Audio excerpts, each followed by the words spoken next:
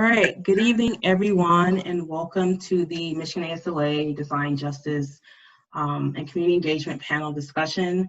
I am Stephanie Owino. I am a site designer at Smith Group in Ann Arbor, Michigan. I am also the Associate at Large for the Michigan ASLA chapter. Just a few housekeeping rules. Please keep your videos and microphones muted throughout the event.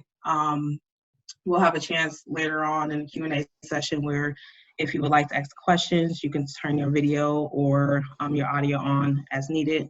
But throughout the event, please submit your questions if you have any questions related to the topics that we're talking about or any questions related to the projects that Charles or Alexa shares tonight. Just drop them in the chat feature on here. And then last but not least, the event is being recorded. So following the event, we'll finish the editing and then post it within the next few weeks.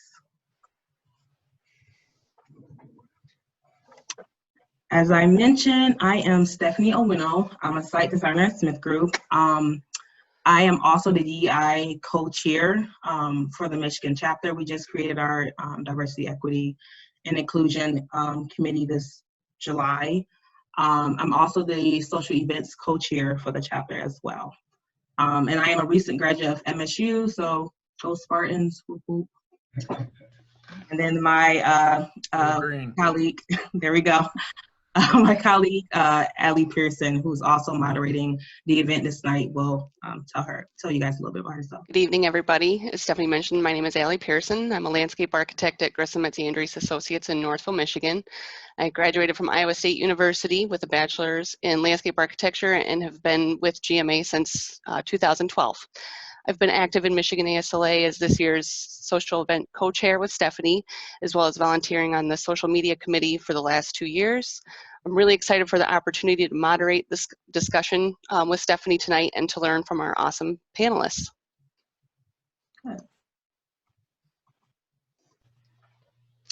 So a little bit about our agenda. We'll do a brief intro, then we'll move into the panel discussion. Following, we'll do the Q&A session where you guys can ask your questions to Charles and Alexa. Like I mentioned before, please use the chat feature to submit those questions, and then we'll close out the event following. So here we just wanted to talk a little bit about the DEI committee. Like I mentioned, we established it this month, in the committee, we want to encourage, promote, and celebrate diversity, equity, inclusion in our profession, as well as in our community. The committee focuses on initiatives aimed at recruitment, retention, mentorship, training, outreach, events, and community discussions for our students, members, and communities.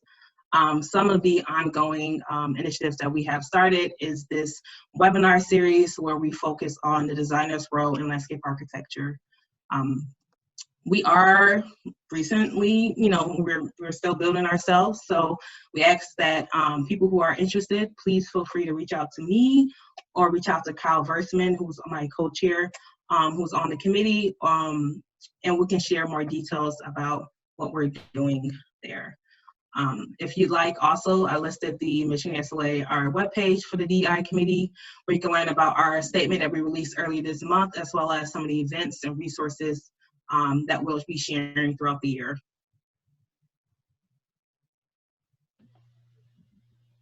Yeah, so while the DEI committee was being formed behind the scenes and in light of recent events, we as a social events committee wanted to bring our members together, discuss current topics, and provide resources that can be utilized moving forward.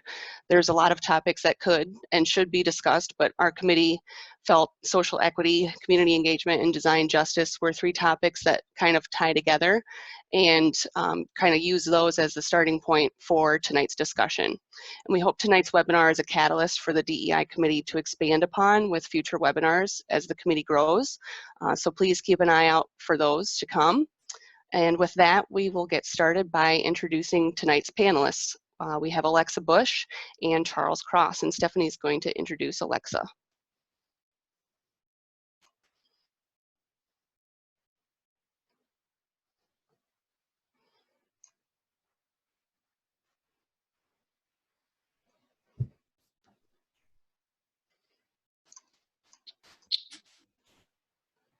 you there, Steph? Oops, sorry, I'm speaking on mute. Alexa Bush, she is the Urban Design Director for the East Region for the City of Detroit. Planning and Development Department. She manages a team responsible for planning and implementing neighborhood development and landscape infrastructure projects in Council Districts 3 and 4. She is also the lead for the Livernois and McNichols Planning Initiative, which includes the Fitzgerald Revitalization Project and the Reimagining the City Commons Initiative. Can you guys mute yourselves?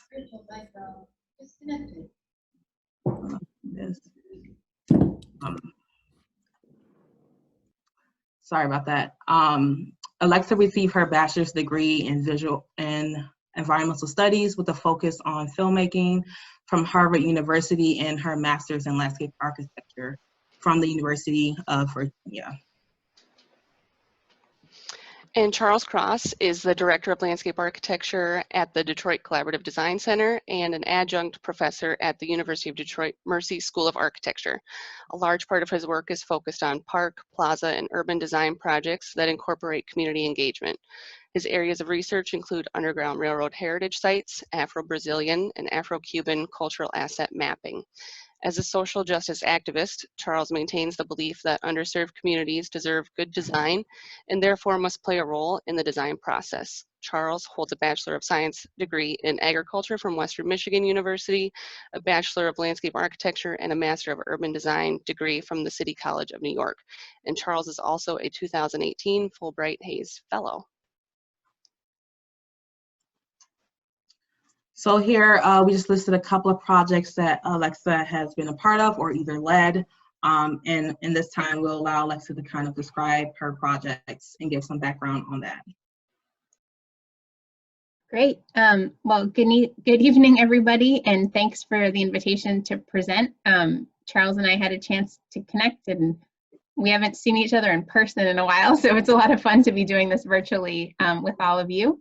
I just wanted to start and give some context. I know both Charles and I work in Detroit, so I'm going to talk a little bit about, I think, some of the history of what led us to where we are in the city, but please know that a lot of what I'm going to talk about isn't just unique to Detroit. It's a feature of cities across the US, actually, and I think speaks a lot to how some of our past federal policies have really set the stage for what we are still experiencing in cities today.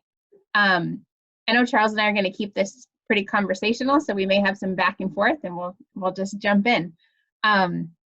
So the diagram you're seeing here shows a whole number of things. The white line shows Detroit's population from about 1820 until 2010.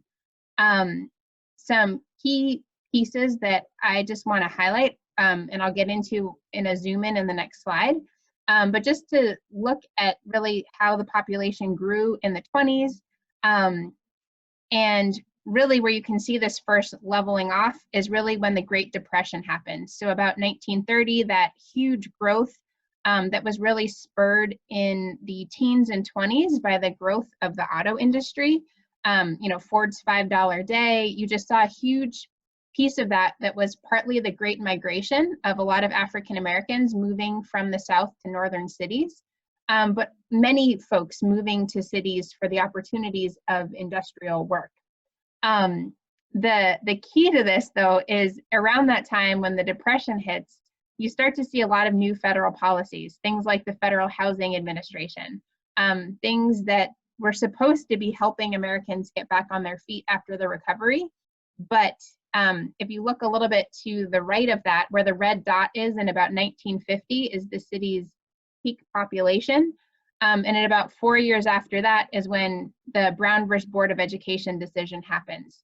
So all of this extreme amount of growth, the build out of the city, the development of its fabric, who could get mortgages, who could invest in their home, all happened in Detroit under essentially a time of segregation.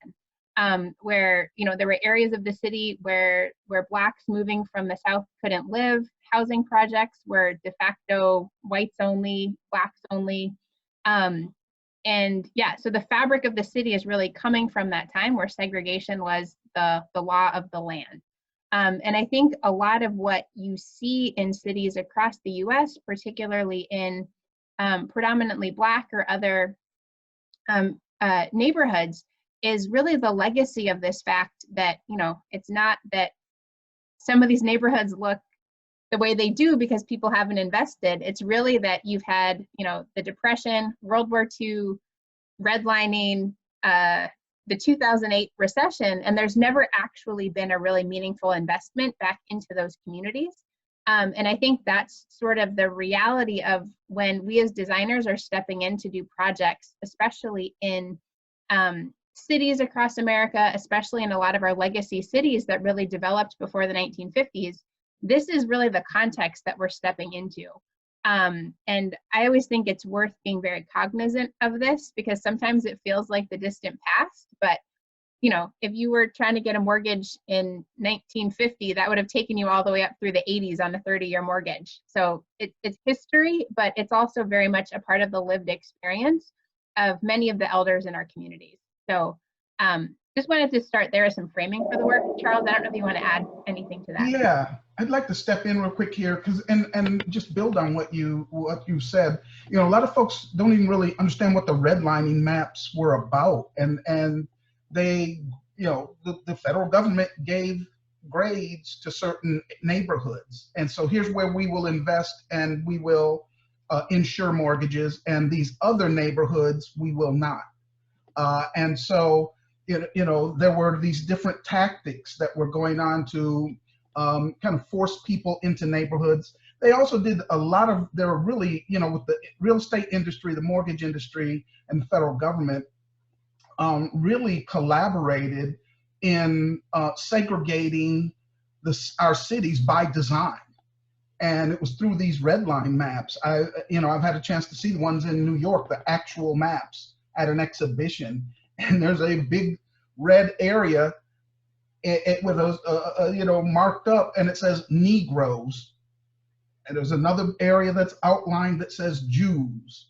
And so this is what the government did. They engineered this. And so we've got to really, you know, understand when we're working in underserved communities, what those communities have been through. I mean, they even went as far as to, one of the other tactics they used was blockbusting, where they would actually pay a Black woman to put a child in a baby carriage and walk through the neighborhood that was all white, that they wanted to change. And so they would, then the real estate industry would buy, they would, well, hey, you know, they're moving in. And so people would buy these homes, and they would sell their homes for less than what they were worth to get out. You better get out before your value drops. And so this happened. And then, you know, and then they might have a phone, you might get a phone call one night, and they would ask for someone who with a generally considered Black or African-American name. And, you know, you hang up the phone and, well, why are they calling our neighbor, you know, in our area?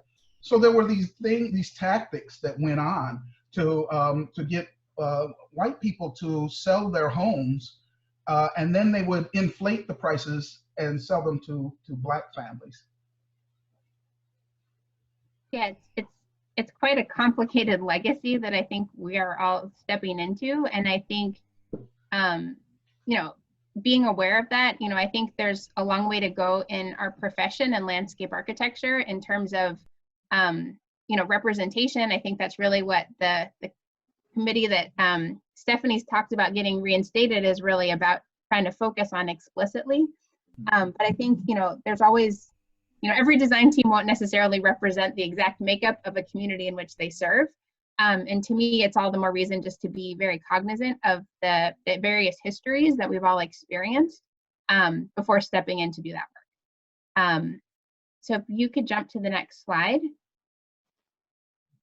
I just wanted to grab some project images. This is from the Fitzgerald project that was in that list of projects mentioned. Mostly because I wanted to really investigate this idea of community engagement. I think many times it can be like, great, we had a town hall meeting, it was in the church basement, it was in the town hall. I mean, during COVID, that doesn't happen, but I think there's a really generic idea of sort of what does the community meeting look like and who comes to that type of community meeting. I think a lot of what we've been trying to do at the city is really turn that up on its head and say, engagement is really more than a town hall meeting, and what are the various ways that we can do that, and how do we meet people where they are. So this is just some project images of different ways that we've worked to engage residents. On the right, the bottom right is actually, we'd had some more traditional town halls and just felt like we weren't really getting beyond the regulars who were coming out to talk with us, just information from other people we knew were in the neighborhood. So we decided to really set up easels, get a grill, buy some burgers, and kind of have a cookout on a vacant lot in a neighborhood where we were working, and really just grab people as they walk down the street. And sort of the spectacle of this cookout became a way for us to engage with people who weren't necessarily interested in going to a meeting, but absolutely were interested in what was happening in their community. So sometimes it's important just to think about, how to reach people in a different way, and the reality of all the different challenges that they might have. They're getting home from work, they're taking care of kids, how do we make it easier for people to engage with us? Because I think a lot of our even our public processes tend to amplify some of the loudest voices already. And I think it's really incumbent upon us to recognize that and think about designing our processes to accommodate it. Another thing that we try to do a lot is what we call prototyping. So it's sort of a one-to-one test. We do models, we all make renderings. What this is trying to do is to say, in this case, we were building an on-street greenway. What if we actually put it down in temporary paint and people could engage with it one-to-one before it became permanent? We thought it would be a really good way to test ideas. What we learned was it was better outreach than anything else we came up with, because we had all kinds of people being like, hey, what are you doing? And what's happening in the neighborhood? And how do I get involved? And we were like, oh, we just flyered your house like 3 times and you never came out because you threw away the flyer. Like, it was so much more impactful, I think, for people to see a change and engage. I think we may touch on a little bit sort of planning fatigue in this conversation, but I think in a lot of communities that haven't had access to resources, you get that planning fatigue because people have been asked, what do you want to see? What's your vision? And you create a beautiful plan, but so often the resources don't follow to implement it. For us, actually doing a project and letting people see change was really important in starting to rebuild some of that trust and relationships, to have people feel like it was worth their time to engage with us in a process. Next slide. We've also tried to work and partner with artists to do this. This is an image of Hubert Massey. He recently collaborated on the Big Power to the People mural that's right on Woodward in downtown Detroit. We enlisted him to help us put a mural in a park that we were building, because we were concerned about the narrative that, we were coming in, we were making this investment in a community, like, is it really for us? Who is this work for? We use the arts as a way to let residents actually tell their story through the park. Hubert has a really great process that you can see a little bit here. He works at murals and mosaics. It's almost like a mosaic by number kind of idea. There's different color patches, and he brings out these buckets full of ceramic tiles that we built together with the community. I think sometimes because we're designers and we work in construction and we realize these ideas we have in a physical way, it's so second nature to us. I think we forget how impactful that experience can be. I think the more that we can actually engage people in the act of building and giving them a meaningful way to touch that makes a huge difference in how we engage with people and the ownership that they feel over projects. So even something like this that, in the grand scheme of the construction of the site wasn't huge, it really makes an impact into how people experience this new space. Next slide. The other idea that we've explored a lot during the design process is really looking to the community to think about programming and how they would use our spaces. We were able to find some grant funding where we basically gave stipends to different residents to let them do programming on the site while we were in design. And sort of the different activities that they tried out ended up then informing what the final project looked like. But it yielded all kinds of ideas that we never could have thought about. And it essentially set up a situation in which once we'd constructed this park, we already had a whole bunch of stakeholders and stewards who were like, yeah, great, next summer we're gonna do yoga again. We're gonna do bike repair. We're gonna do art workshops. Because it was something that already existed even before the physical space was complete. And let me go next. Yeah. Awesome. Thank you, Alexa. That was awesome. So next we're going to have Charles touch on a few of his major projects, those being the brilliant Detroit Central, Dolores Bennett Park, and Skinner Park.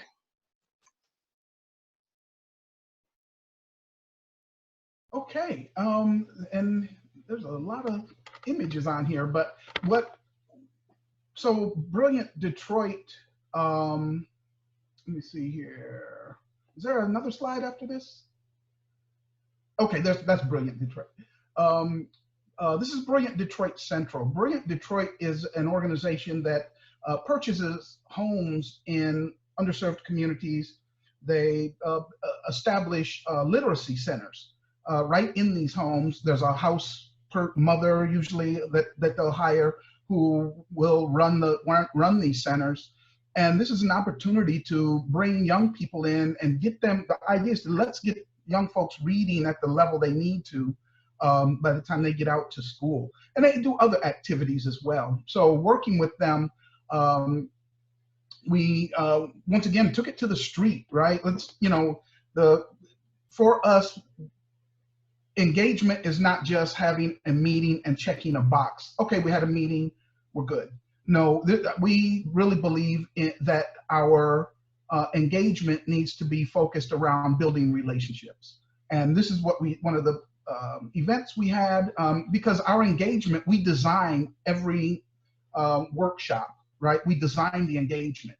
And this is one where the kids got together and they told us where the treehouse goes, and where we decided that they like being outside, to sit outside. So one of the things that's happening in this plan will be a large, long community table for events and for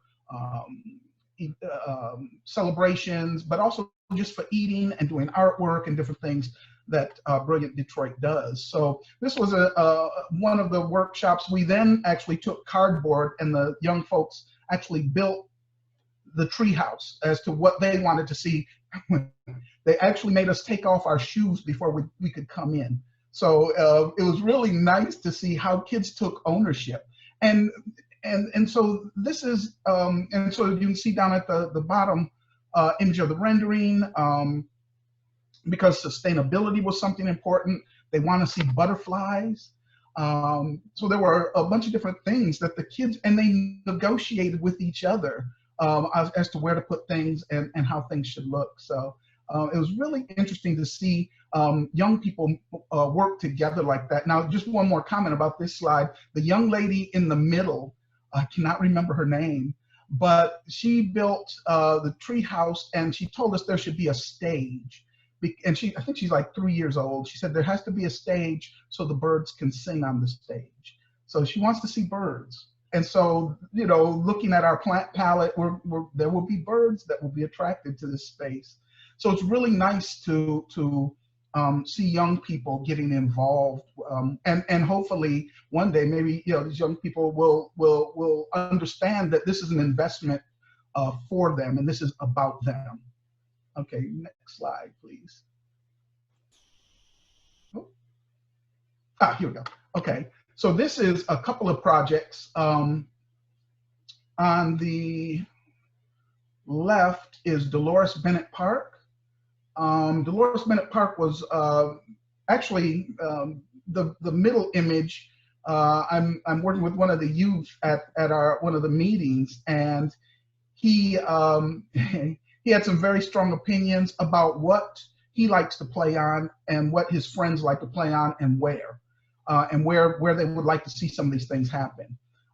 So this was an opportunity for us to actually understand what the young people wanted to see happen. And and then giving them, you know, the maps and having them draw and work. There was actually at this meeting another long table with young folks drawing what their ideas were for the rehabilitation of this park. And actually in this image, Miss Bennett, Dolores Bennett, is actually standing with the white t-shirt on. And so this was a park that was named after her while she was still with us. She's recently passed, but it's a beautiful park. It used to be a garbage heap, and she came out with neighbors. They cleaned up this area and petitioned the city for a park. And so now it needed some renovations. Some of those, the sketches are on the left side of the screen, or I don't know which side, how this is working, but so just some of the images that we created for this. They wanted the splash pad, an updated splash pad. There used to be a little sprinkler there, but now they want a splash pad. And we were looking at how we engage other vacant lots in that neighborhood to satisfy the programming needs for that community. On the other side of the screen, you'll see this is a Skinner Park at Denby High School. And this kind of came out of a program. We were actually at Skinner High School just to talk about, we were actually helping the students with their capstone projects. So the students at Denby High School have to do capstone projects and then present them and defend them to graduate. And so we were acting as advisors to them. And one of the young ladies in the class, I'll never forget the quote, she said, and her focus was recreation. And she said, you know, the recreation department has started charging fees to come to the rec center. I don't have $10 to go every day. We need somewhere safe to hang out. And I said, well, let's dig into that a little more. So we started talking about that. We then worked with the young people to kind of create their vision. And so we did some more engagement. We worked with several other classes in student government. And then we were able to discuss with them, how do we make this happen? And so I did a quick sketch based on some of the input that students gave. And what kind of came out of this, well, actually the Kresge Foundation found out about the existence of a sketch, and we met with them. They gave us $40,000 and said, please keep working on this. As we did, we developed some more relationships. The students got involved a little more, and we ended up working with Life Remodeled, who came in and said, look, we'd like to help the community realize this, this plan. And so we ended up working with the students, Life Remodeled, the school district, and some other folks. And when it was all said and done, we've built a $1.4 million park when we had nothing to start with. So I really like this. And what I think that goes to is that what we like to talk about and think about when in our work at the Design Center is everybody has a voice. I don't like it when designers say, oh, we're going to give the community a voice. Community already has a voice. Nobody's listening, so we need to turn the volume up on those voices. And that's that's that equity thread. The voices that aren't being listened to, we need to elevate those voices. We need to turn that volume up. The voices are there, right? We just need to turn those up. And that's what's so important about, I think, the work in this realm.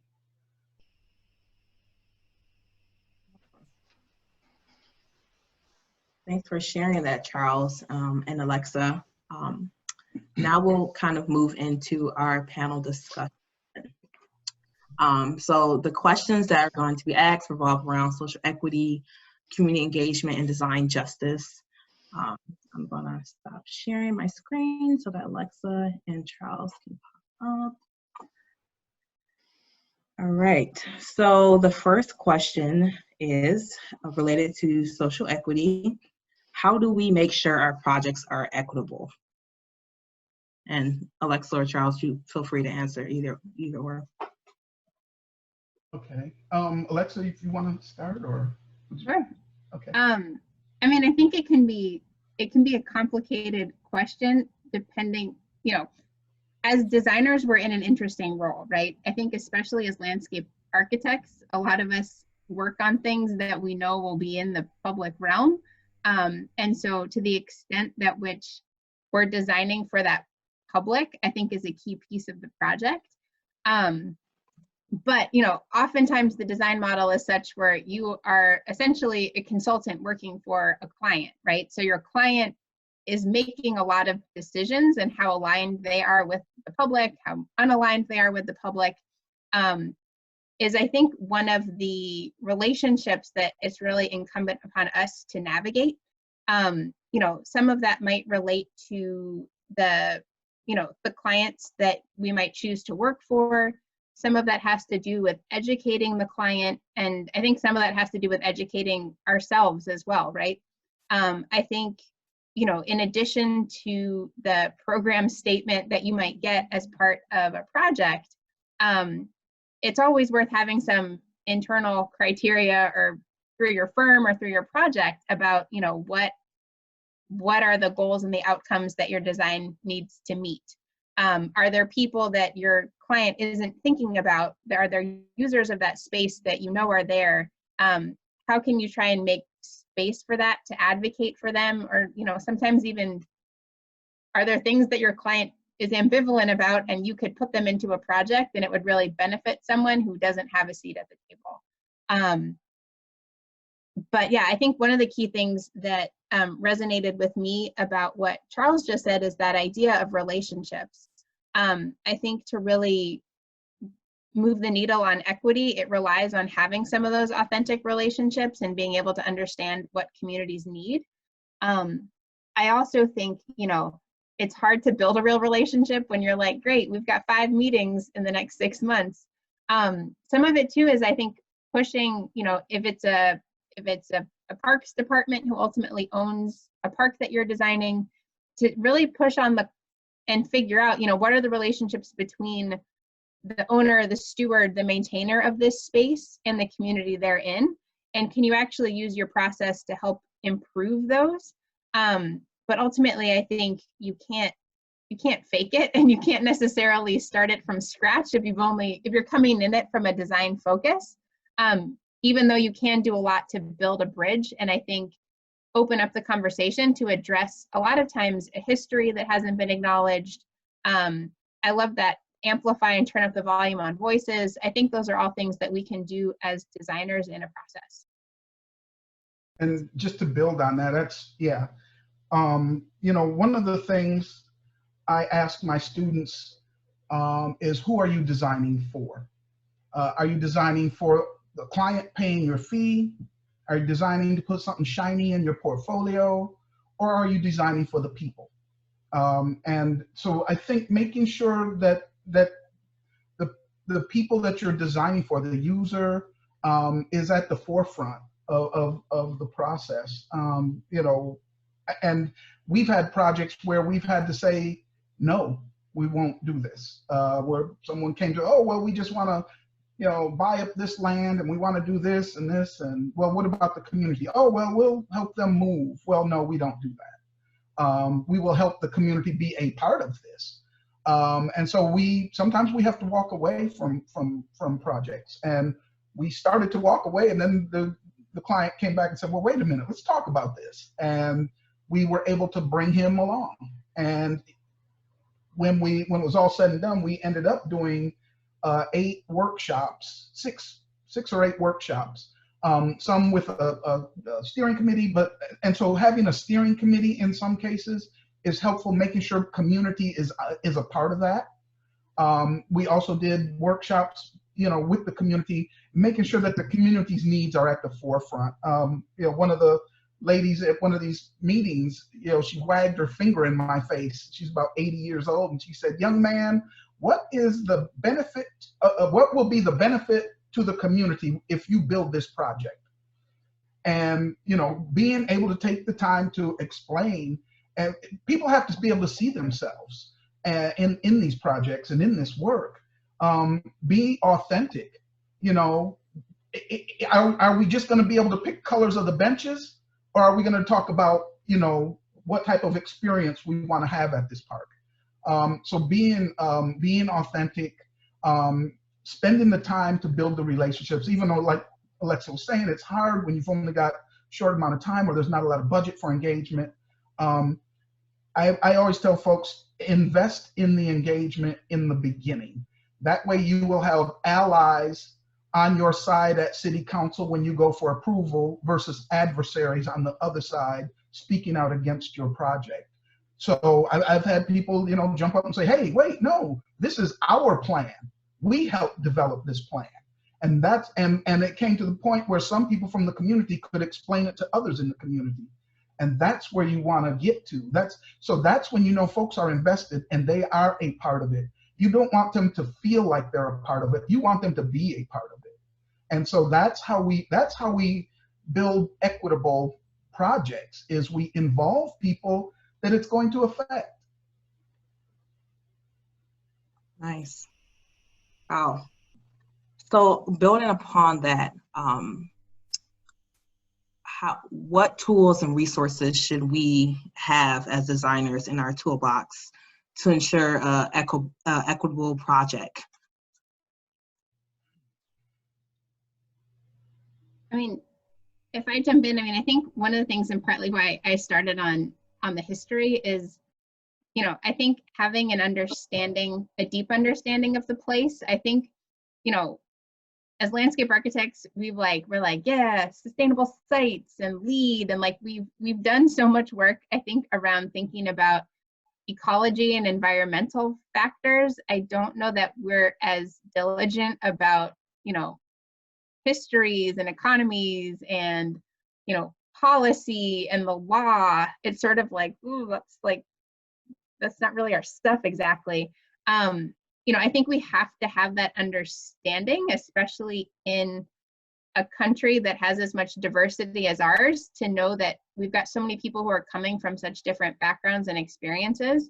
To me, really thinking, yeah, to be rigorous about, you know, not only like what are the demographics of a community today, we're pulling it up on GIS, but to understand the history of place. And I think a lot about, you know, I work for the city of Detroit. We have our own checkered history, to be very frank, right? That there's a lot of reasons that there are residents in the city who are like very skeptical of us.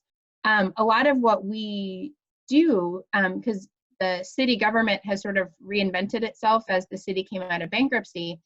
You know, the first couple meetings that I have with people, I'm not anticipating like, yeah, we're going to get through, you know, visioning and objectives and whatever. Like sometimes the first couple meetings is just actually listening to people. And Kofi Boone used to run a conference called Healing Urban Wounds. And I think a lot about that, of like, there's a lot of traumatic experience that is in a lot of communities. And sometimes a way to start is to actually acknowledge that and make some space in your process for people to just air some of these things, and for you to understand the history of the place as a starting point. It may change somewhat the sort of problem definition phase, but I think it's important to have that history and that very local history as a tool that you understand. And that's so important. You know, and we're talking about tools. I think making sure that you've done your homework, and it's not always just you know, we Googled the census data and we, you know, we know, you know, certain things. That's not the whole picture. You've got to have a good understanding of that history, because you do not want to propose something that was proposed in the past that went down in flames, right? And you want to make sure that the work you're doing is sensitive to those wounds, if you will, from the past. I worked on a project on the east side of Detroit way back in the day, and this program I was working with, we got grants to come and do new street trees, because a lot of the street trees had been killed because of Dutch elm disease and all of that. The first thing that was said at the community meeting is, who are you fixing this neighborhood up for? So someone else is coming to move into our neighborhood. And so you've got to understand what what's been done in the past. Look at those, past reports, past things that have been worked on in those communities, because you don't want to make some of the same mistakes. And I will also mention that, understanding the social and cultural aspects of the community is very important. If you understand where the power is. First thing people try to do is say, oh, well, we'll go to the pastor, we'll talk to the pastor at the church. Well, the pastor might only come to that church on Sundays and Wednesdays, and the church is closed from then on out. So understanding that and I call her Miss Jenkins, who sits on her front porch and she waves to every car that goes by. She knows all the kids in the neighborhood. She can tell you who they are and who's doing this. And I'll call your mama if you throw that rock. Miss Jenkins might be where you start. And so finding Miss Jenkins is also something that can be done when you're out in the field, when you're doing your field work. And if I can pick up on one thing Charles said about sort of not repeating the mistakes. I know one of the things that we make just a standard part of our process is to figure out sort of all the plans and studies that have come before our work, just so that we're not being like, hey, what do you want to see? And someone's like, we literally just told someone a year ago. We sort of try to source, even if the client doesn't have it, we actually will ask beginning of a process for people in the community, like, hey, are there plans, ideas, have you done any of this before that we could start from, and sort of work from that past work as well, so people know that we're not like wasting their time, frankly, to repeat what's already been done. It doesn't really cost a lot of extra to do, and that's something that we've just made a standard piece of our planning work. So in researching and kind of trying to figure out what those example projects are, how are successful equitable projects determined? Like how would you determine a successful equitable project? Well, I know Alexa has a good one in her back pocket for this, I think. But for us, a lot of the work we've done is, and there are some tools out there, but how do we measure the improvement or the increase in the quality of life? And I think that's one of the big pieces. If the quality of life has improved for the folks who live in that neighborhood, I think that's one way. But then how do we measure that, right? So you have to develop some sort of criteria, and there, like I said, I think there are some tools out there. But that's one of the ways is to look at the quality of life for the people in the neighborhood and in the community. Yeah, we in the Fitzgerald project that I mentioned, it's partly funded through a grant initiative called Reimagining the Civic Commons. What is really great about that work is it's happening now in 10 cities across the US. But it's actually funded a metrics framework that gets at some of these things. So it does, have things about like tree canopy and access to open space. But some of the outcomes of that grant are to increase what we call civic engagement, which again isn't like number of meetings. It's really like, are residents in this community active stewards? Are they empowered to make decisions? Are they more involved in local decision making? It looks at creating value for people. So, is there value in having a new public space? Is there literal value? I think a lot in these communities where the market has become so depressed, there are lots of Black property owners who've lost equity through that. So, I think we talk a lot sometimes about gentrification and people get tripped up. But I think in Detroit, there's a lot more displacement due to poverty than there is to high income people moving in, like, the myth of like hipsters moving in everywhere. There's a lot more risk of people in the neighborhood having to move out or get evicted because their car broke down or, their relative got sick. So I think this question of how does it benefit people? Is there value that comes from the work that we do? You know, I think developers are really good at capturing value. I don't think the rest of us are always thinking about it, and I think it's really important for us to do that. So what's nice about this is all of the metrics that we've been developing through this initiative are all on the web. Part of the team has actually developed a whole DIY toolkit.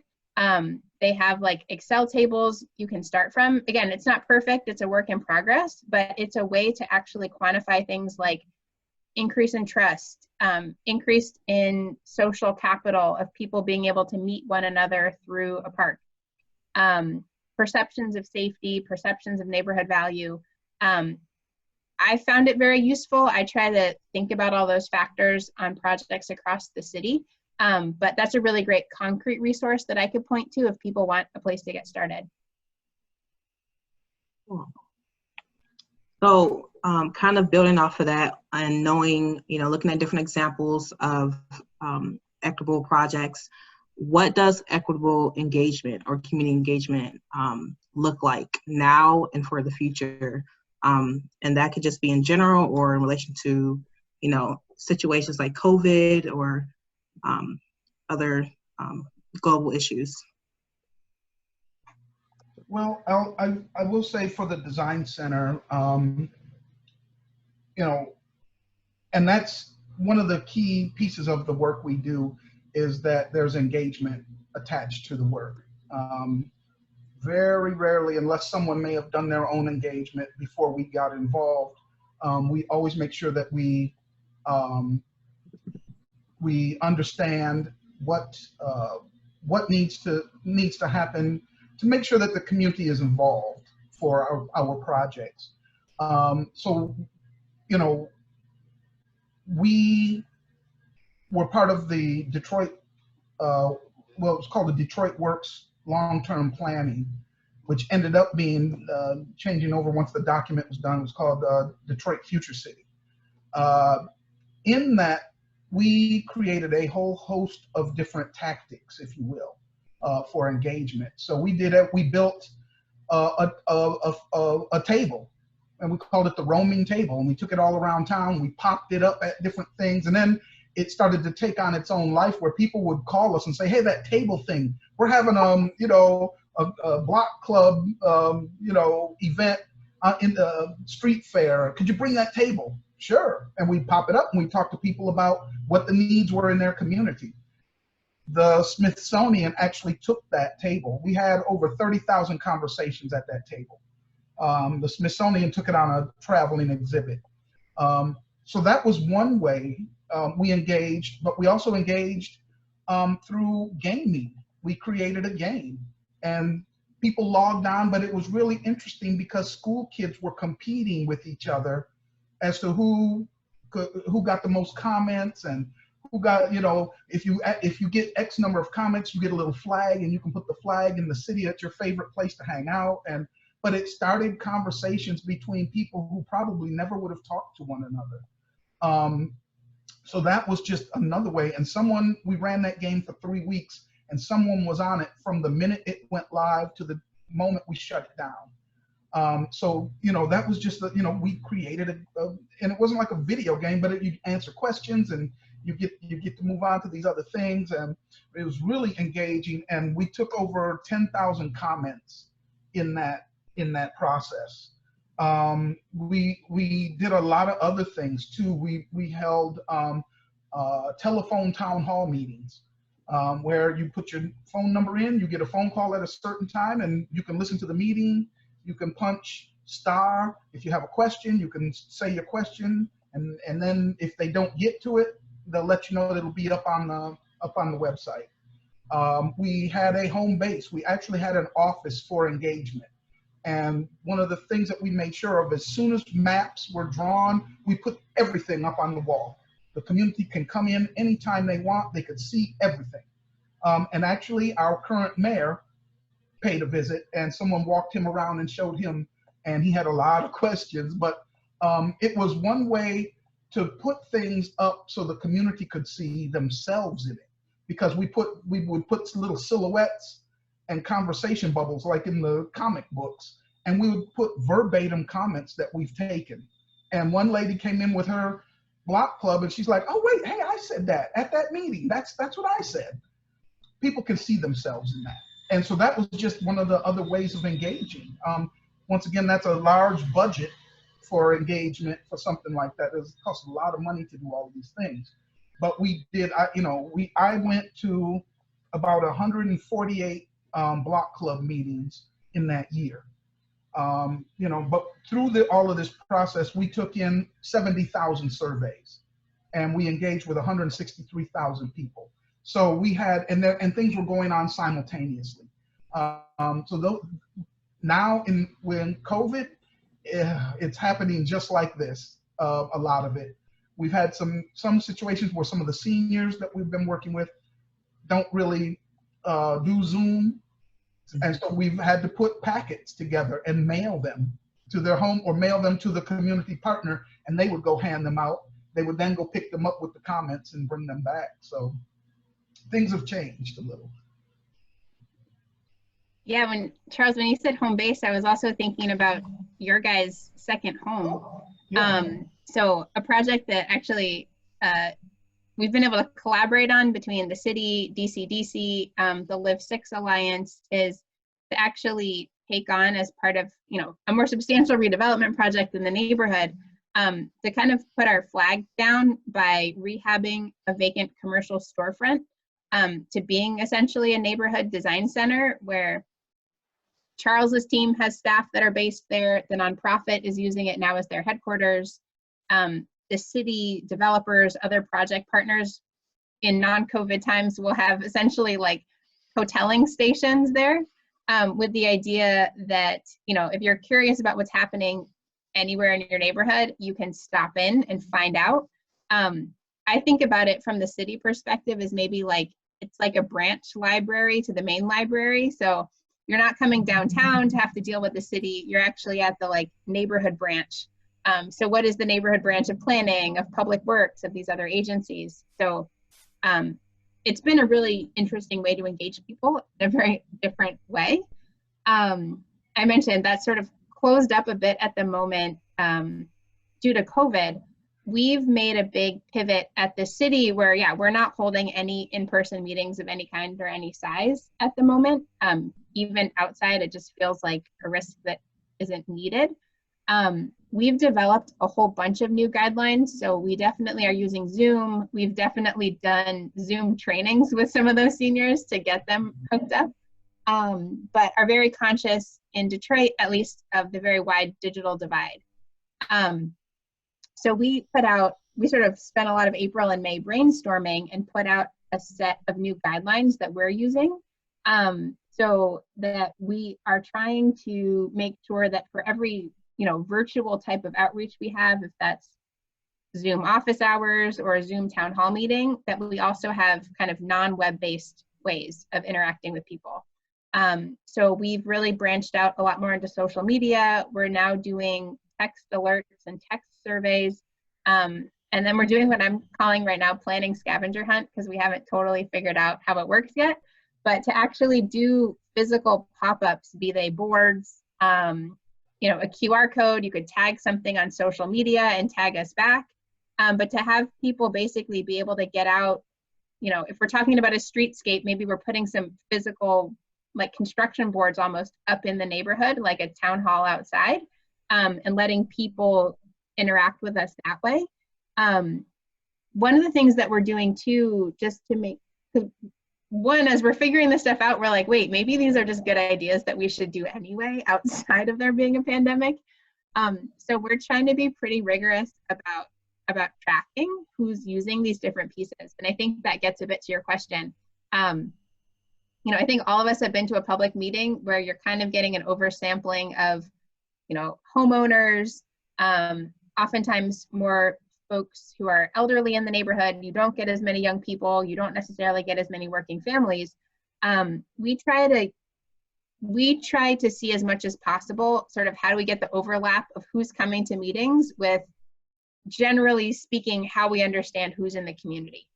And to really do that, it does require a little bit of thinking ahead. So even for Zoom meetings we have, we'll just have like a poll that we use through Zoom, and we'll ask people really light demographic questions like what neighborhood are you from, how old are you, etc.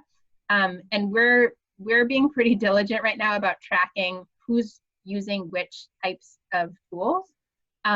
So then if we say, hey, we're doing Zoom and only the wealthier neighborhoods who have more internet access are logged in, we're using our more limited sort of canvassing, lawn signs, some of these pop-ups in areas where we know we haven't gotten the same amount of interaction. So I think that's for us a way to think about how are we still engaging equitably without an in-person meeting in a community where everyone doesn't have the internet. So it's both, yeah, creativity and then being diligent about thinking about what we need to track to know if we're getting a representative group of people voices in that process.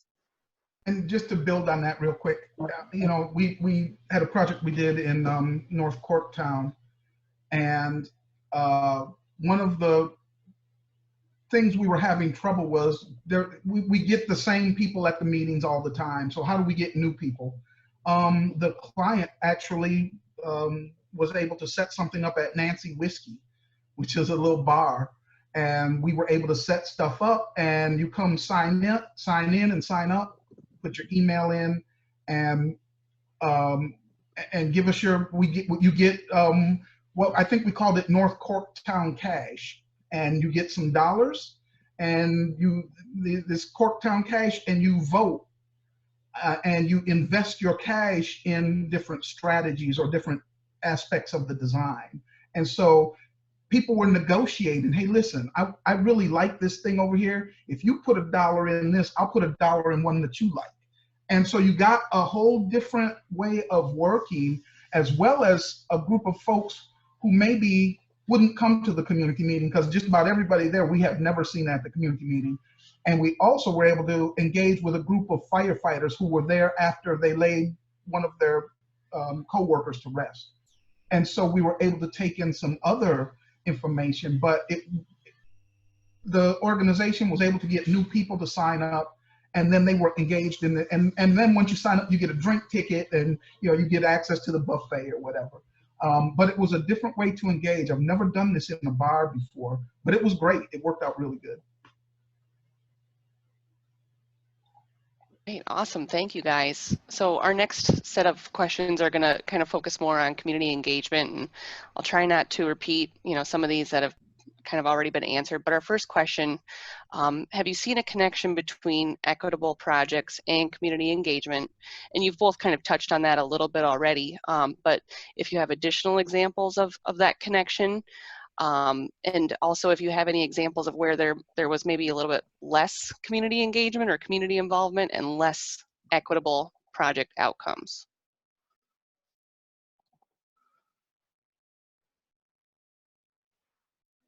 Yeah, I'm trying to just think through a good case. Yeah. Well, I know, and I just can't think of one right off, but I will say that in situations where you've engaged the community, what we do a lot of times is we continue to go back to that neighborhood. I've been working with one neighborhood for 12 years now, 11 years now. And that's how, and maintaining that relationship. And oh, guess what? They just got this grant, and now there's some more work to be done. And so I think one of the other things is understanding the capacity of the folks in that community and where you can connect them to different resources. Hey, something comes across my desk about an NEA grant, I'll send it, to folks. And so you see, after we've engaged with them, we've worked with them, we've built projects. In the Denby neighborhood, they started a new thing called the Denby Neighborhood Alliance, and they are now working on. We built one park. They then worked with the city to build a second park, but for little kids, and happens to be right across from a daycare. And now they're working on some grants for some other things, and I think they just secured a couple of other grants. So it's, I think, maintaining the relationships, going back, and here's when you start seeing these other things happening. And the Black Family Development has now worked in that neighborhood. for 8 years now, and they've started some other things that have brought some other investment. Ford has put an engagement center in that neighborhood. So you start seeing all these other things happening. So I think that's one of the things when you start, we've got this, we built this park, you know, and that's great. Now they're like, oh, we're not stopping there. We've got other things on our agenda. And now they're going for these things, and they're making a lot of strides. So I think that's one of the ways you start to see, when the engagement, you see the fruits of the work. Yeah, I mean, I think those are great cases, and sort of the how a project takes on a life sort of beyond the initial project, I think is a real sign of that success. A colleague of mine who I've met through Civic Commons in Akron always says, you know, you move at the speed of trust, right? So I think the cases where there is that bigger disconnect is, you know, the project program might be great. It might actually address a whole bunch of needs or that have been either said before or haven't been articulated but become apparent in the community. Even if those pieces of a project or a program might be right, you could build it in a place, and if people don't relate to it or don't feel part of it, it might just kind of fail because, yeah, people don't have any ownership over it or don't think it's theirs. You know, I'm just trying to think of some specific examples. I know of a project where there was a community center where, you know, there was a housing commission, there was some public housing there. The housing commission went out and like made a partnership, got this new rec and community center built in a neighborhood, and kind of no one knew what it was or why it was there or who it served. And so there'd been a beautiful new facility built, and almost no one in the community used it because they didn't relate to it or think it was theirs or know what it was about. And, you know, maybe it was some weird thing the housing commission had, but it definitely wasn't theirs. That I think, you know, a project even that has good intentions and a good program can miss if there's that understanding isn't bridged. And I think if, you know, oftentimes they'll be like, hey, there's a grant or there's this funding source and we have to move really fast. I think it can miss if you're moving faster than you're building that trust and building those relationships. Awesome, thank you. So our next question is, how do we as designers help clients to understand the importance of community engagement? And I think Charles, you touched on it a little bit, and Alexa, you as well. If there's, you know, other ways, or, you know, how we can push our clients into, you know, understanding how important community engagement is. Well, I just real quickly, you know, what I like to say is, listen, we're designers. We come to the table with a set of skills and a certain expertise. I also believe that folks in the community are experts on their neighborhood, and they're experts in their community. And the way I tell them is, well, I could draw a beautiful bridge and it'll look wonderful, but if you build it, it'll probably fall in, right? Have the engineer involved from the beginning. And so I like to say that the community brings their expertise. They know where things are happening. So that's one way, you know, I can still tell you, you know, I mean, currently I've been here back in Detroit for 11, 12 years now. But when I lived in New York, I can still tell you right on 148 and Broadway where the elderly men play dominoes, right? And that's their corner. So there are these things that, you know, that the community knows, that you know, clients really need to understand. You've got to tap into that, and you've got to make those connections. You know, I hate to see when someone says, oh, well, you know, we're going to show them what they want. Well, how about we talk to them, figure out what their needs are, and work with them and not over top of them. Yeah, I mean, I think, and it depends a little bit on who your client is. You know, it's one thing if you're working on a private garden or, you know, a development project that isn't open to the public, and a project where the owner or client is beholden to the public. I can think of things even where, you know, I've worked with outside of the city with a parks department where there was like a lot of friction around like, oh, well, we don't want to put in this type of amenity or this type of sports field because we always get these complaints, right? And you're like, hold on a minute. In my view, if there's not someone on the street complaining about you kids get off my lawn, have we even succeeded at all, right? Like there's going to be some friction in community, and that's sort of what it means for us, I think, all to all live together. I think there's a way, if you do have a client though that is more in the public sector and they do serve the same people that your design does, you may be able to help them see the value in positioning the engagement as a way to solve some of their other problems, right? So, oh, okay, you're having this issue if you don't like getting complaints. Like, what if we actually invested a little bit of time in the front of this project and you ended up, you know, achieving your mission of, you know, making this park improvement, whatever, XYZ, and we can get you around the complaints, or at least get you like 5 other people who are super excited who can then talk to that person. So can you, I think there's a way to make the case that investing in engagement and investing in the relationship will actually eliminate headaches when it comes to management, when it comes to, you know, vandalism versus stewardship. Like there's a cost savings to having people who care about a park, who care about a public space, who are using it, who are looking out for it. I think about the mural project that I showed. When we were first putting the mural up, so the concrete work had been in, it was all designed to accept us putting in this ceramic mosaic. The day that Hubert went out to the site, there was still construction fencing up, and me and a couple other project partners start getting all these phone calls, and someone's like, hey, there's these people and they're at the park and they're tagging the wall.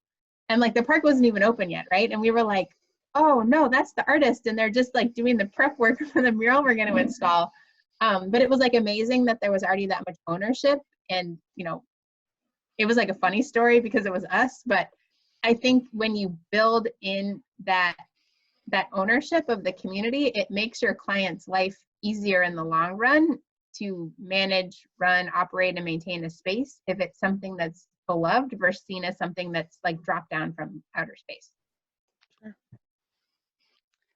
Okay, our next question, what can landscape architecture firms or designers do if they don't have the capabilities to perform community engagement internally? You know, for example, if there may be a firm that's maybe a little bit too small, or they don't really have the capacity or the tools to, you know, provide good community engagement. I always think like partners, and everything. I mean, even as the city and the projects I mentioned, there's things that we can do really well as the city. Like we're better at big public works projects. We have a complicated procurement. When it came to things like doing those stipends to residents, all of that funding went through some of our nonprofit partners, right? Because it's way easier for them to cut a check or do a W-9 with a resident than for them to even try to engage with the city on that. That, you know, in the case of the artist as well, right? Like we're perfectly creative designers, but like Hubert is a master at making this and has a whole process, and us leveraging his skills and leaning on him did way more than we could do.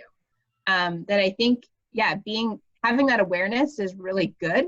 And part of it is just finding partners who complement your skills and fill in gaps. And those could really take a range of different other landscape firms, you know, other creatives, other people who focus and do engagement as a living will be able to add a lot of value to your process if you think about partnering and teaming as you approach the work. And I just have to agree, that's so important, you know, and making sure that someone, because you don't want to treat the engagement like an afterthought. Yeah. You know, and people will know if you, especially in Detroit, you know, people will call you out. And so being authentic, right? And let's build, whenever possible, build the engagement in the beginning, right? And making sure that you have another firm or another, you know, partner, or sometimes even community partners can do engagement. You know, some of the nonprofit community development corporations. You know, working with one of them, you know, hire, you know, I'm sure they would be more than happy to help with something like that. So, and I think that just goes back to understanding the neighborhood, understanding the community you're working with. Who are the people in the neighborhood? Who are the partners that you're going to be working with? And so if there is an opportunity, you know, when there's an opportunity for engagement and you maybe don't have the staff or the know-how, seek out those partners and work with them, work closely with them. Okay, great. And then lastly, we touched on it a little bit, you know, community engaged design during COVID. Are there some challenges that you both have faced during the process, during the pandemic? I know for me, it's just the face-to-face connection with people. It's really hard. And like I said, in the one project, I went to 148 meetings in 1 year. And so I got to know a lot of people, or neighborhoods I'd never known existed. And so I miss that. I miss going to the, you know, to the basement of the church or to the vacant lot or to the schoolyard, or and so that makes it hard. And you got to engage in a different way and be a little more mindful, and to understand other people are having challenges too. The people you're engaging, or, you know, we one group we're working with, and that community is made up of mainly seniors, and they are not coming out of their houses. And so how can we engage with them? You know, and so there've been a lot of challenges. It's just, you know, and trying to make sure you're safe when you are out. But we were going to try to do a meeting in a park for one project, and as these numbers start to increase, we had to cancel and say, well, we're going to have to do it over Zoom. So yeah, I found, you know, so we are still, I've had some focus groups and workshops and community meetings that we have done over Zoom, and it's still, you know, it works kind of like this kind of works, but you do lose a lot in the interface. You know, just even simple things like we're trying to work on a map, and it's like someone can't see it on their screen, and so then I like sent a JPEG to everybody, and then some people misread the legend, and I'm like, oh God, maybe I shouldn't have done that. Like, it's definitely a learning curve that we're trying to figure out. And I think what we're trying to do is just like allow more time for every phase of the project than we would have otherwise, because even if we can get everybody together on the Zoom, like inevitably it's not the same as face-to-face. You lose all the subtleties of like, oh yeah, you're nodding your head, but like, do you really get it? And like, did your audio cut out? Like, what are we talking about? Yeah, I mean, I think we're trying to make it work, but we're still learning. Like, we've only been at this for a couple months. Like, we've gotten good at face-to-face. So we've been doing that for years. This whole like online version, we're newbies. So we're definitely learning as we go and trying to have a lot of patience with everyone. And at least we're all like in the same boat together in that regard. yes, yes, we are. All right, so now we're going to move into our more design justice focused questions.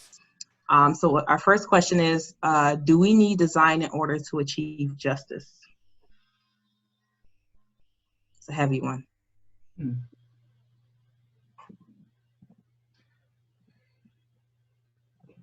I mean, I think so. If I think about like design, I think of design a lot as, you know, I think sometimes people get caught up in design as it being like a high-end product or a thing, where to me, I think what we're best at is when we think about design as like a process and an approach and a way of thinking. And in that sense, I think absolutely, you know, I started off with that timeline, and it was very kind of history and policy, but I think the reality is, you know, Brown versus Board happened and segregation went off the books, right? it's still very, very, very present in the built environment. We haven't rectified that. We haven't made the investments needed to remedy that. And so even just thinking about design of the built environment, I think there's a huge amount of space for us to live up to, we're sort of lagging behind those policies because we've codified it into the physical environment. And until we rectify that, we're not done. So I do think both in terms of approaching these challenges through a design mindset and thinking creatively about systems, I think there's also like a real specific physical component to that work too, where landscape architects can and must play a role to remedy what policy changes have affected on the built environment. And I'll just echo that. I mean, Whitney Young gave a talk, and I don't know who all knows about it, but they should look it up. Whitney Young spoke he was back in '68, was it? Yeah. Spoke to the AIA and said, basically, you guys are irrelevant to us. You're not doing anything that helps our situation. You look out in the audience and you see the makeup of the audience. And so how many people in that audience really do care about these underserved communities?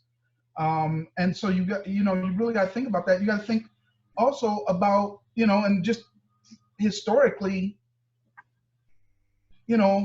Black people have not enjoyed full citizenship. We just got voting rights, in 65, whatever.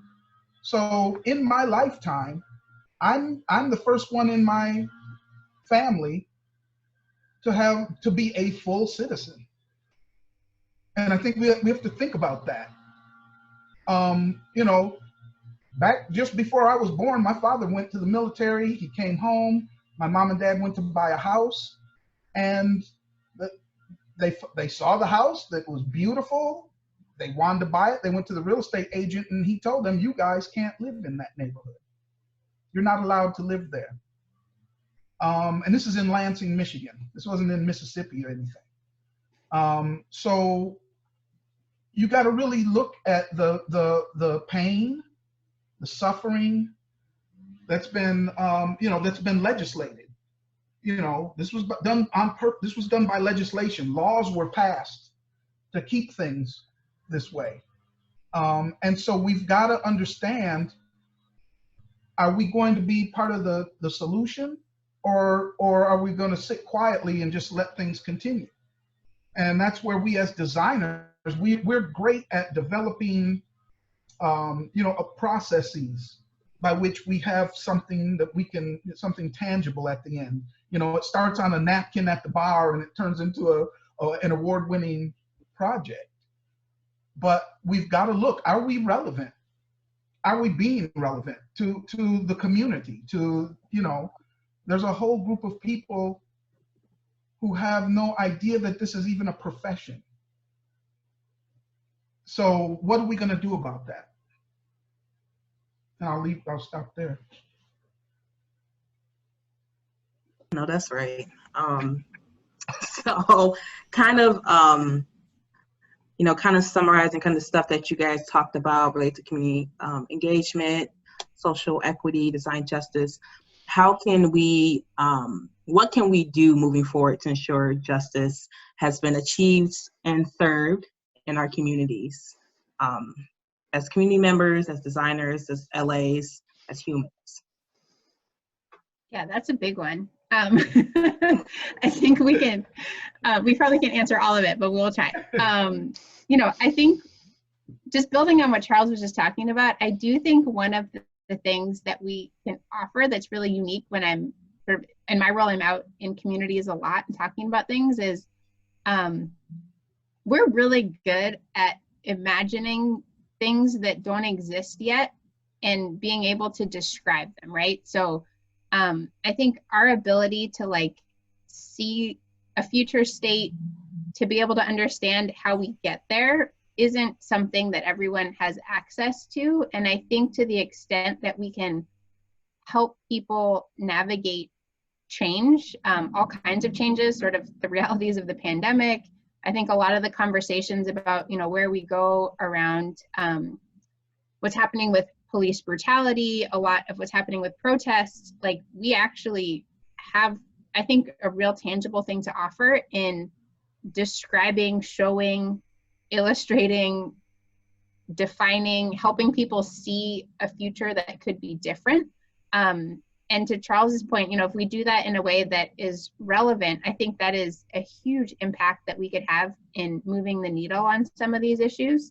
I also think that just in our training and as designers, we really have a bias to like jump into solutions. We're like, oh, we got it all. I got it figured out. I know what we need to do here. Like, I got this really slick way to solve it.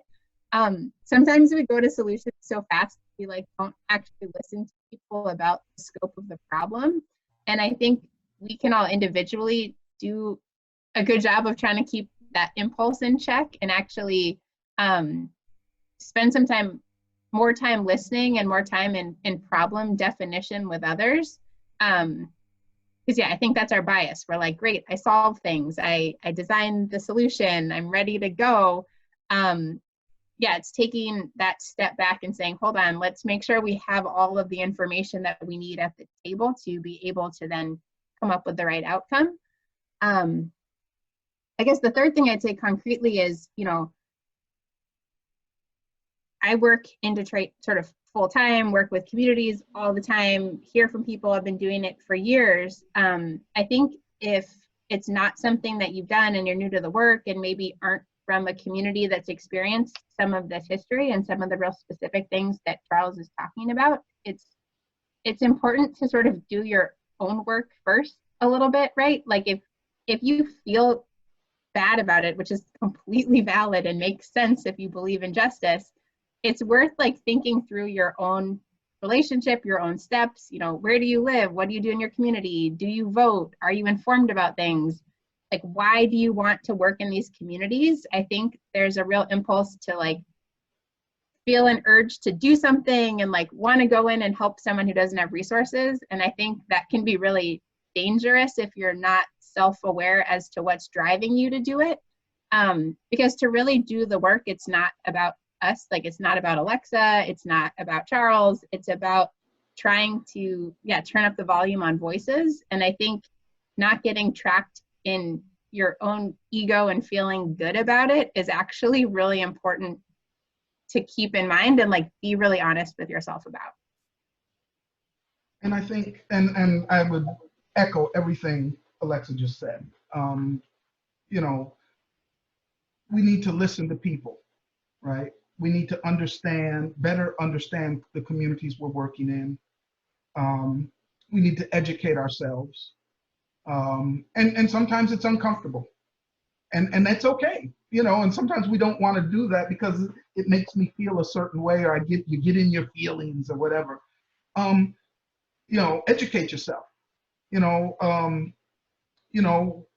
There's a short film out by Mark Lopez called Segregated by Design. Take a look at that. There's another great film a friend, Dr. Austin Allen, did. It's a little old, but it's still relevant, called Claiming Open Spaces. Claiming Open Space. I show that to my class. I think it's important that we make sure we understand that not everybody came from the same background, not everybody came with the same advantages that some have had, one thing I'm very thankful of in my education was Lee Weintraub, my advisor. We were working on a project in the South Bronx. And if you know anything about the South Bronx, man, that was it was burnt out, and he would go and work there when nobody else would even go pass through the Bronx. And we worked on a project on the riverfront there. And he had community members come in and do desk crits on our work. And I find that so valuable. I did it with one of my classes. I had the community at the pinups, so I think making sure we educate ourselves, because like I said before, we have a certain amount of expertise in design, but people who live in that neighborhood, who live in the neighborhoods and the communities, they have a certain level of expertise too. It's just different.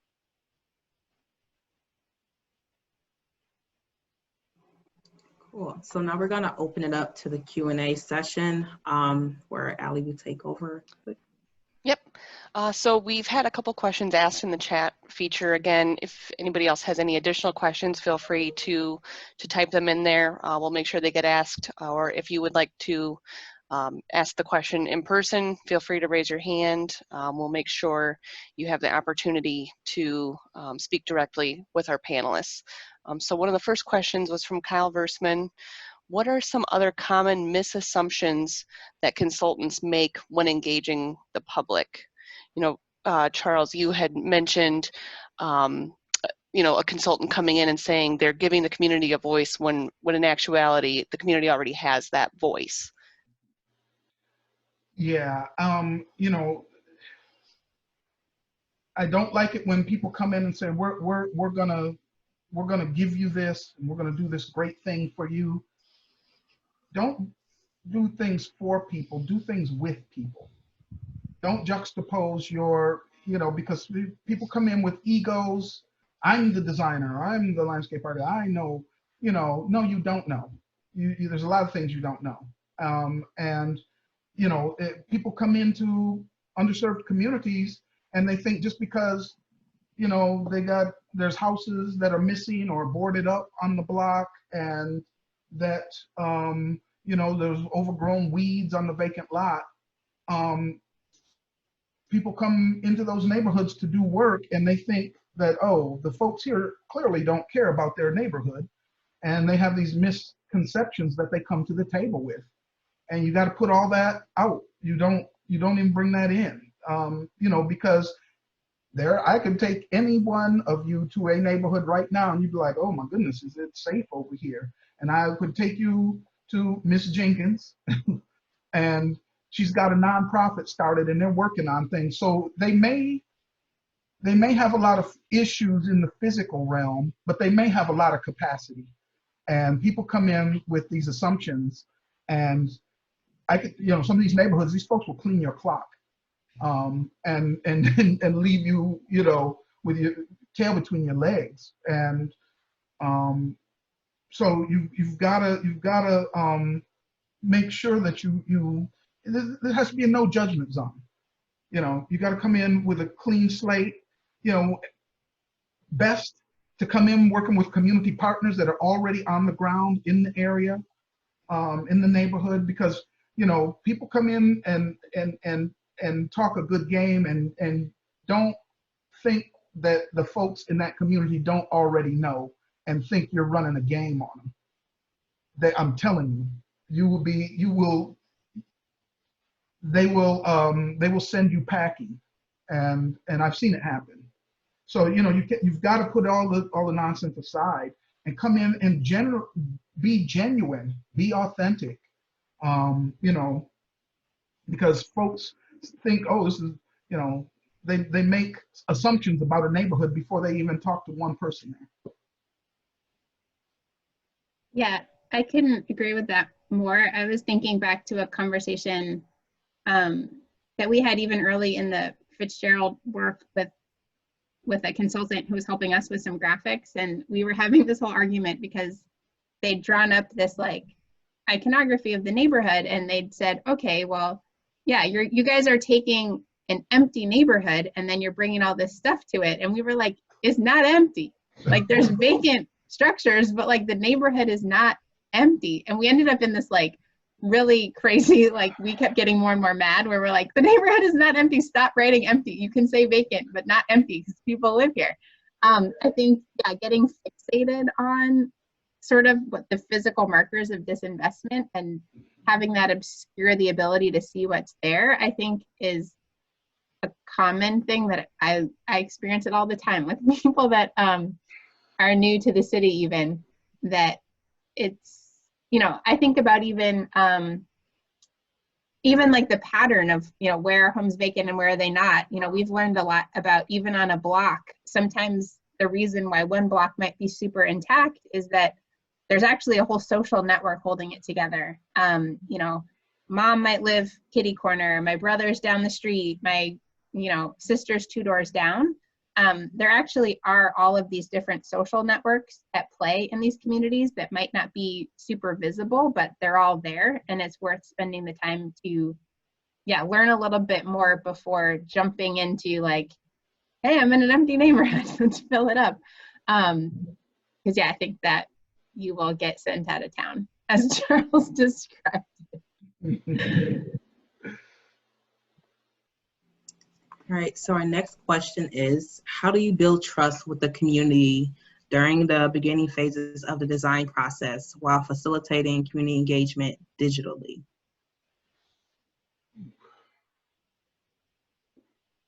Is that, I guess we can answer it both ways, like how do you build trust and how do you build trust digitally? Yes, that's the one. Yeah.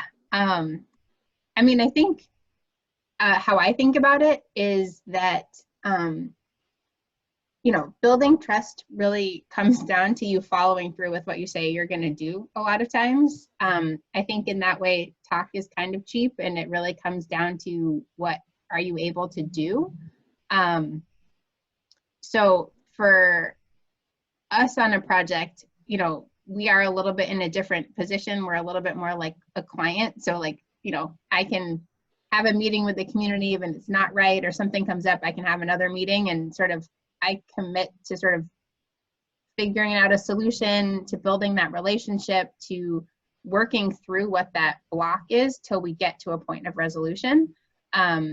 Sometimes it means more time on our part, and I think working in the public sector, I might have a little bit more of that luxury than you might on a pure like design consultant contract, but it's something that you could work with your client and support a client to do. You know, I think, so we are in the middle and had just kicked off 2 plans in December of 2019, where, you know, some of my planners are sort of in that early stage of building relationships with the community. One of the things that we've done is to hold weekly office hours via Zoom. In the beginning, they were really just kind of an open space for people to check in. Just with the pandemic going on, it was a way for people even just to be like, hi, how are you? Are you okay? Are you here? And it sort of emerged over time. We spent a fair bit of time after the murder of George Floyd, just actually giving people space to talk about that, which is like very vulnerable and very strange to do over Zoom. But I think in this digital realm, we've just been trying to make more opportunity for people to connect with each other, not in as much of an outcomes driven way, but really just to make more space for interaction. I think, yeah, I think you have to give a lot of latitude right now, just because everyone is under a lot of stress and a lot of pressure to sort of change the expectations about how quickly you can build trust virtually, because it really isn't the same. Yeah, it's, you know, it's a lot of work, and it's really hard, you know, going from, you know, sitting down over food and meeting and having these conversations, and now, you know, you're at home and you're on this screen, and you know, it building trust is so important.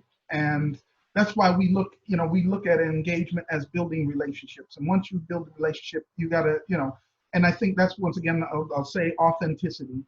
You know, making sure you're straight up, you know, you don't know, hey, you know what, I don't know, but let's work, maybe we can work on something, let me try to find out what's going on. You know, being straight up and honest with folks. And now, you know, even with COVID, you know, it's so much more important to make sure that you maintain those relationships.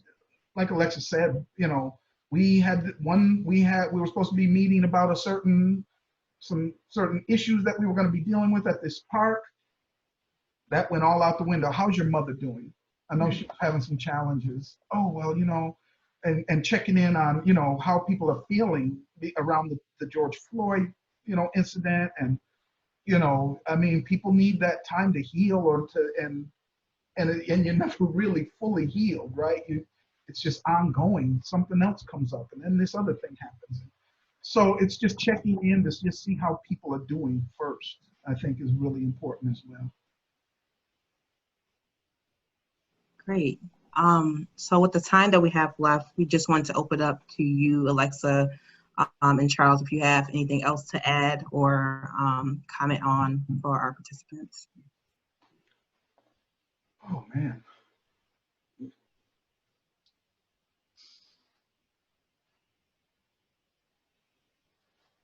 Well, if Alexa, did you want to go, or you want me to start? I don't care. If you've got, I mean, I can start. I'm happy for you to jump in though. Okay. You're on a good roll. Okay. You know, one of the things that in doing this work, and I think we've covered a lot of this, I still can't impress upon folks enough about understanding the history, educating yourself. You know, there are, you know, there's some good material out there. You know, ASLA Adapt just put out their Black Lives Matter. If anybody has, you know, some folks haven't seen that. This is great. You know, there's other information out there. One of the other films I show my class, the Pruitt-Igoe myth, if you haven't seen that, about the housing projects in St. Louis and, you know, their demise and how, you know, it was just a big mess, and, you know, how urban renewal was actually called Negro removal. Understanding the histories of the neighborhoods, you know, where did Hastings Street go? What was Hastings Street? You know, understanding that, you know, there were these great African-American commercial districts that were very vibrant, and, you know, and trying to understand that, you know, a lot of these circumstances that some of these communities find themselves in were engineered and they were designed. You know, so, you know, educating yourself, making sure that, you know, when you work in communities that are underserved and under-resourced, go back. After you finish the project, go back, visit, talk to Miss Jenkins again, see how she's doing, walk down to the park and see how things are going there. I go back to parks that I've worked on all the time and just sit back and kind of watch how people are using spaces and understand, oh, wow, I never thought, you know, I never thought they'd use it like that. I thought they would use it like this. And so you learn things, and you learn how, because I think we, especially in the work we do, we have to bring to the table a certain skill set, but we also have to bring a certain level of sensitivity and understanding when we're working on projects, especially in Black and brown neighborhoods, because you have a lot of times, you know, environmental justice issues, you know, you have, you know, you take a red line map and you pull that up, and then you put a map of vacancies and foreclosures over top of that, and then you put another map of, you put another map over top of that showing health disparities and access to healthcare. And then you put another map on that and look at access to fresh food. And then, and you will see that a lot more times than any, those red areas that were on the red line map are where a lot of that, where you're going to see a lot of those issues. And we really need to confront that, because this, once again, this was done by our government. You know, this was done by industry and government. You know, laws were created to make these things happen. And so we've got to really take a good look at that and understand, who are we designing for? And I'll stop there. Yes, so well put. You know, I think a lot about, I had a chance to do a workshop with a woman named Frankie Blackburn, who does a lot thinking about sort of how to bring people together authentically across a lot of different backgrounds, racial, economic, etc. And one of the things that she talked about that's always really resonated with me, and sort of is also on like toward that uncomfortability that Charles was alluding to, was like, look, we can talk about sort of the idea in our jobs and as a policy of, you know, how do we create communities and a country that I think live up to the ideals of what is written. But like, it's one thing to talk about that in your work and to like keep it in a professional box that's very clean. And it's another thing to think about the fact that if you want that to happen, you kind of have to live it. So if I'm trying to design this park where like it's kumbaya and everyone comes together, like, is that even real? You know, look at your own networks, look at your own friends. Are you living that ideal in your own personal life? And I think, you know, outside of being a designer, maybe just as a citizen, it's a good call to action to just say, you know, who do I hear from? Who do I interact with? Whose stories do I know? I think about it a lot in some of the relationships that I build with residents where, you know, sometimes it is more about connecting as people and it's going way beyond like Alexa, the urban design director, and more like, hey, this is Alexa and you're my friend, you know. And yeah, that boundary gets blurry and sometimes it gets a little bit uncomfortable, but I think I've learned to say, you know, if we're really going to make some change, we probably have to be in that uncomfortable place, both professionally and personally. And yeah, if it feels really comfortable, you're probably not making enough change.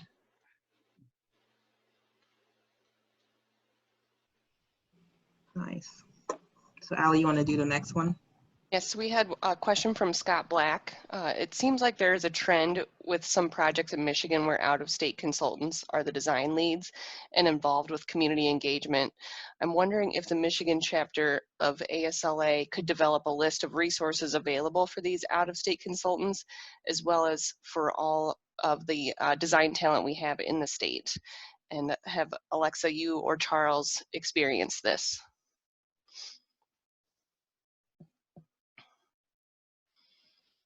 So I can speak a little bit from the city because we do work with a lot of different consultants. And some of it varies. So some of the funding we have, we can sort of make something like being a local firm part of our evaluation criteria. When we use federal funds, that's actually illegal because it's federal taxpayer dollars, so you can't actually evaluate location in the decision-making process. So that's just something to know. You know, I don't know in terms of what the chapter might offer, but I think we are always encouraging folks to team, especially to team with people who have more local expertise. I know in the planning department, we've worked really hard to recruit a very diverse staff. We have a large number of African-American staff. We have people from other groups. For us, sometimes we find that our team at the city is a little bit more representative than even some of our consultants, even if they are local. So we've leaned into doing more of the engagement in-house, just given that we're building some of those relationships. But yeah, I mean, I think teaming sometimes can offer benefits. I think it can offer benefits, you know, for smaller firms as well, who might, you know, not be able on our end to work through like all the hoops you have to jump through to get city funds and to get a city procurement, to see a team of like maybe a smaller firm and a larger firm. But yeah, there's definitely times where we can control that at the city and sort of preference people who have more of that local expertise. And then there's funding sources we have where we're not able to take into account location and locality as part of the criteria. Yeah, and just to quickly build on that, I think that's so important. You know, and we've been on several teams. Our mission, we strictly work with nonprofits, right, or municipalities. But we've partnered with groups, different out of town firms that have come in on competitions and things. We partnered with James Corner and Field Operations, and who else? I think there's been a couple others that we've worked with. We've worked with Olin. And so, you know, and the main thing too in those situations is because we don't just do engagement to do engagement, right? We're designers. and we do the engagement so the community helps to inform the design. And that's what that's the kind of role we want to make sure we don't, because all too often what will happen is, someone will come in from out of town, they'll hire this, small group local, and, and the local group helps them to win the project, and then the local group gets pushed to the side and they steamroll over and do what they want to do. And the community's voice gets once again shoved to the side. So making sure, that it's just very important to make sure when doing that. And there are some groups that do just engagement. So there are some community-based groups and nonprofits that will do engagement and work with some of these large design groups or firms that come from out of state. So there are definitely opportunities. And yeah, that'd be great to have sort of a resource list or, groups that are, firms that are willing to work on that.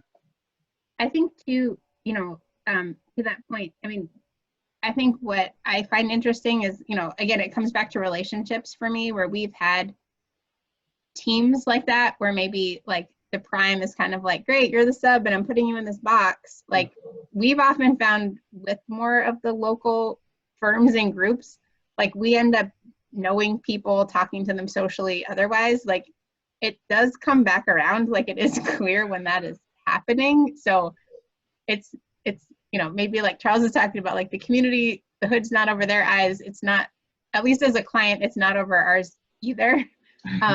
So yeah, I think being authentic across the board is a really important piece. And I agree that having engagement not be an afterthought is crucial to those teams. Like engagement and the engagement consultant, even if they're small, should really have a seat at the table that's doing design and strategy and all the parts of the project.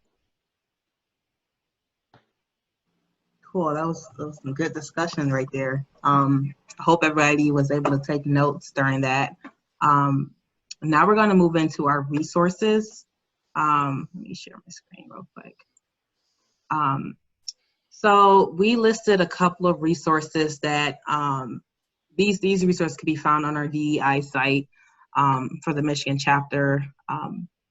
So some media that you can look into related to our main topics of this whole design justice, social equity, and community engagement panel discussion, as well as some organizations and practices that you can look into to find more, to educate yourself and to find more resources.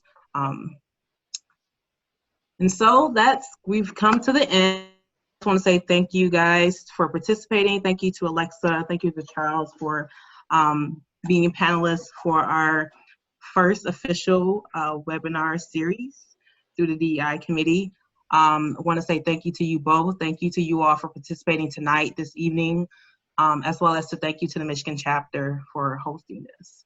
If anyone has any questions, feel free to reach out to me at associate@michiganasla.org.